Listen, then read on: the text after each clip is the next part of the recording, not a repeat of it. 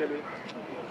நான் குறிப்பாக அந்த சேலம் ஜிஹெச்சில் இருக்க ஆவின் கடைகளில் ஆவின் பரோட்டா, ஆவின் தலகணி, இந்த மாதிரி ஆவின் இல்லாத பொருட்கள் எல்லாமே அங்கே விற்கப்படுது. அப்படியான கட்டுப்பாடுகள் எதுவுமே இல்லை. இல்லை நாங்கள் என்ன சொன்னோம்னா ஆவின் பொருட்களை தவிர இப்போ எல்லா இடத்துலையும் சொல்லியிருந்தோங்க, எங்கேயாவது விற்றா உடனடியாக நடவடிக்கை எடுக்கப்படும் சொல்லியிருக்காரு. எம்டின்னு சொல்லியிருக்கேன்.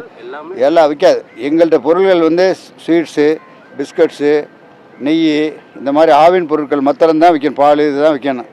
மற்றபடி வேறு பொருட்கள் விற்கிறதா இருந்தால் வேறு இடத்த பார்த்துக்க முடியாது. இந்த மாதிரி ஆவின் பொருட்கள்லாம் எங்கேயாவது சுத்தம் இல்லாமல் இருந்துச்சுன்னா சொல்லுங்கள், உடனடியாக நான் க்ளீன் பண்ண சொல்கிறேன். 2 இடத்துல ஈரோடில் பண்ணாங்க, பண்ணியாச்சு. அது மாதிரி அதே மாதிரி மெட்ராஸ்லேயும் பண்ணிட்டு கிளியராக பண்ணிகிட்டு இருக்குப்பா. நீங்கள் கவலை பெட்டிஷன் இன்னும் பண்ணி உங்கள் பேரே போட வேணாம். நீங்கள் எழுதி போட்டீங்கன்னா நைட்டு 2 மணி நேரம் படிப்பேன். நீங்கள் இப்போ பூரா படித்து காலையில் க்ளியர் பண்ணிடுவோம் எல்லாருக்கும். அதனால் நீ ஒன்றும் பயப்பட, நீ தைரியமாக எழுதி போடலாம். இங்கே சொல்லியிருக்கு எல்லா இன்ஸ்ட்ரக்ஷன் கொடுத்தாச்சு. ஆவின் பொருளை தவிர ஆவின் பால் மற்ற சாமான்களை தவிர விற்கக்கூடாதுன்னு சொல்லியாச்சு. விற்க மாட்டாங்க. விற்றாரு நடவடிக்கை எடுத்துருங்க. நீங்கள் இவர் இருக்கார், ஜிஎம் இருக்கார், இவர்கிட்ட கூட கம்ப்ளைண்ட் கொடுங்க. ஏன்னா எனக்கு எழுதி போடுங்க. நம்ம வந்து சர்வீஸ் வித் கம்யூனிட்டி ஜனங்களுக்காண்டி வச்சுருக்கதா ஆவின். அரசாங்கம் வந்து நம்முடைய முதலமைச்சர் வந்து பாடுபடுறது வந்து ஏழை எளிய மக்களுக்காண்டி தான் இந்த ஆவின் வச்சுருக்கு.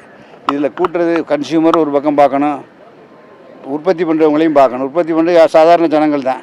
லோன் கொடுக்குறோம், அவங்களுக்கு மாடு கீடு வாங்கிக்கிறாங்க. எங்கேயும் கூட்ட முடியாது. அதனால் ரொம்ப முடிவு எடுக்க வேண்டியது எல்லாமே இப்போ 143 கோடி ரூபா முதலமைச்சர் உடனடியே கொடுத்தாரு இல்லையா? உங்களுக்கு தெரியும் என்ன இப்போ ஃபைனான்ஷியல் பொசிஷன் இருக்குன்னு. நம்ம எவ்வளோ கட்டுறோம், சென்ட்ரல் கவர்மெண்ட் எவ்வளோ கொடு, 1 ரூபா கட்டினா 29 காசு தான் கொடுக்குறாங்க. இதுக்குள்ளே நம்ம தான் வச்சு பண்ண வேண்டியிருக்கு. ஊர் மாத்திரம் நம்ம மாவின் மாத்திரம் இல்லை, பல டிபார்ட்மெண்ட் இருக்குது. அவனத்துக்கும் அரசாங்கம் தான் உதவி செய்ய வேண்டியிருக்கு. ஆகவே முதல்ல நிறைய நம்ம இருக்கிற சூழ்நிலைக்கு தக்கன பண்ண 2 பேரும் இப்போ ஹாப்பியாக இருக்காங்க. கன்சியூமரும் நாங்கள் சில இதை கன்சல்ட் பண்ணிட்டு இருக்கோம். அவங்கள்ட்ட தெரிவித்து தான் மறுபடியும் அவங்களுக்கு செய்வோம், காரியங்கள் செய்வோம். புதிய திட்டங்கள் என்ன வேண்டிய எனக்கு சொல்லுங்கள். பால் வந்து விலையெல்லாம் நிச்சயம் அவங்களுக்கு தட்டுப்பாடெல்லாம் கொடுக்கணும். அது நிச்சயமாக செய்வோம்.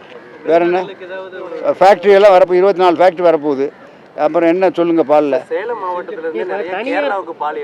இல்லை கிடையாது. நம்மளுடைய ஆவின் பால் வந்து ப்ரைவேட்டில் அவங்க பண்ணுறது நம்ம பாலுக்கும் அவங்க பாலுக்கும் 12 ரூபா ஒரு கிலோ, ஒரு லிட்டருக்கு வித்தியாசம் இருக்குது.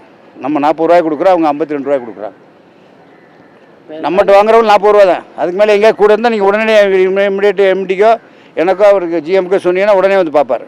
கொள்முதல் விலையை தனியார் அதிகமாக கொடுக்கறதுனால பால் உற்பத்தி அது என்னென்னா கேளுங்க. கமிஷன் வந்து அது பேர். இப்போ நாங்கள் அது ஊக்கத்தொகைன்னு சொல்கிறோம். இப்போ நம்ம கொடுத்துருக்கோம் 140. இனிமேல் வந்து சரியாக வரோம். இன்னும் கேட்டுக்கிட்டு இருக்காங்க. ஒரு சில இடங்களில் 1.75 கொடுக்குறோம், ஒரு 3 ரூபா கொடுக்குறாங்க அவங்க அப்படின்னு சொல்கிறாங்க.